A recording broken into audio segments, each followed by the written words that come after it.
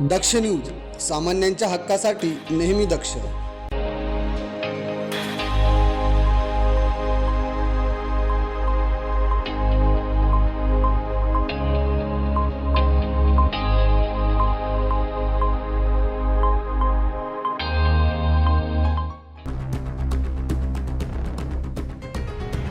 Panchavati police ठाण्याच्या हद्दीत घडलेल्या एका धक्कादायक प्रकरणात नवविवाहिता नेहा बापू डावरे उर्फ नेहा संतोष पवार हिने 7 पानांची चिठ्ठी लिहून आत्महत्या केल्याचा प्रकार उघडकीस आलाय.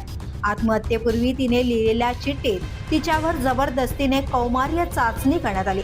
शरीर संबंधावेळी रक्तस्राव झाला नाही म्हणून तिच्या चारित्र्यावर संशय घेत प्रताडणा करण्यात आली, असे गंभीर आरोप नमूद आहेत.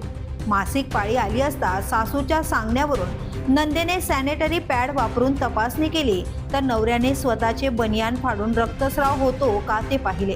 अशा अत्यंत अपमानजनक आणि मानसिक त्रासदायक तपासण्या करण्यात आल्याचे पत्रात नमूद आहे. त्यामुळेच तिचे खच्चीकरण झाले आणि तणाव असह्य झाल्यामुळे तिने आत्महत्या केल्याचा संशय व्यक्त करण्यात येतोय. याशिवाय अंधश्रद्धेचे प्रकारही या प्रकरणात समोर आले आहेत. अज्ञात भोंदूबाबाच्या म्हणण्यावरून नागाच्या आकाराच्या खिळ्यात बिब्बा लावून जादूटोणा करण्याचे प्रकार, तसेच पायाच्या बोटात लोखंडाचे जोडवे घालण्यास भाग पाडल्याचा उल्लेखही पत्रात आहे.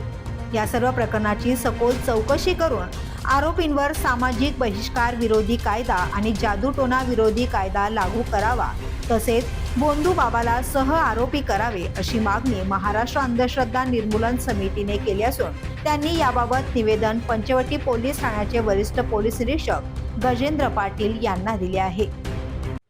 नाशिकच्या पंचवटी भागामध्ये एका महिलेने आत्महत्या केलेली आहे. आत्महत्येचं कारण तिची कौमार्याची परीक्षा घेण्यात आली होती असं समजलं जातं. खरं तर कौमार्याची चाचणी घेणं हा गुन्हा ठरवला गेलेला आहे.